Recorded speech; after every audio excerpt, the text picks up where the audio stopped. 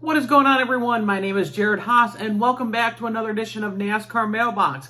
This week, we're going to take a look back into the questions after the Xfinity 500 at Martinsville Speedway.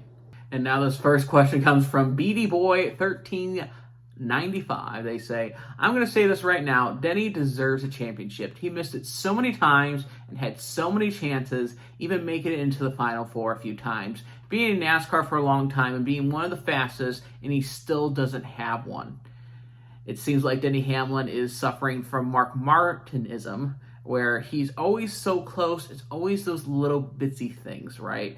Hamlin's had it close in 2010 when the dominant car at Phoenix lost it on that race. He was a championship contender in 2014 when it was Ryan Newman versus Kevin Harvick. And even before 2022, he was on a streak from 2019 to 2021 of making it to the championship four.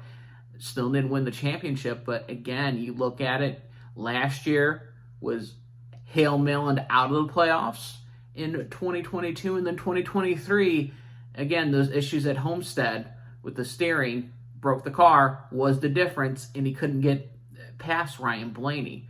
So it's Hamlin's just so close, just can't complete the deal.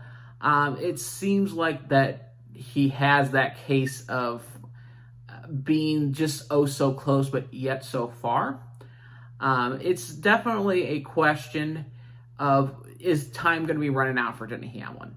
Because again, he's in his 40s. He's going to be in his age 43 season next season. And, time's going to be running out. Denny Hamlin's on his back half of his career.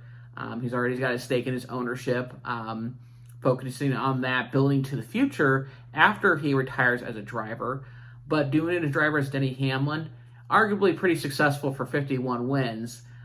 It's always those one things that miss off the mantle. I think for like some drivers like Tony Stewart and Rusty Wallace, like a Daytona 500 championship, kind of haunted him. Same with Dale Earnhardt before he won in 1998.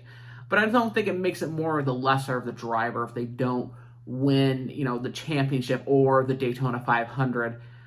I think it just shows how difficult that is to attain a championship. And this question comes from CC Cagley 5276. They ask, what happened with Brad Keselowski? Did he go behind the wall for repairs and return to the track? Is that a thing? Brad Klowski was involved in a wreck with Daniel Suarez on lap 274 with that multiple car collision in turn 3 and 4. And when you are in an accident, you are put on the DVP clock, the damage vehicle policy clock, and you have so much amount of time to fix those cars in the allotted time, or you're out of the race. Brad Klowski was in the garage area with the damage, but remember, that incident happened in the caution after. So after the caution, when he was involved with Daniel Suarez, he was able to clear the DVP clock. Once you clear the DVP clock, you're not limited with time. So technically, he could go back to the garage any point of the standard, through the race. He could have done it right after he cleared the clock, or when he had those issues. And Brad Keselowski was even spotted watching the race and watching Chris Buescher try to get into the championship four. But I think it's the team determination of that they want to finish strong and finish these races that they're able to. So Brad Keselowski hopped in the last few laps. You can see here at the end of the race that you can see Keselowski on the TV shot on pit road just completing the last few laps to not have a DNF. And I think that's more of a cultural shakeup with RFK Racing, that they're going to finish what they've started. Understandably, not the day that they wanted, but they were able to do that because they've already cleared the DVP clock and they were able to go back out there. So it's still a thing, but he wasn't under that clock when he was ablaze on pit road for that 304 caution for Ty Gibbs. So he was able to do that, go to the garage and return. He didn't have to retire and be forced out of the race.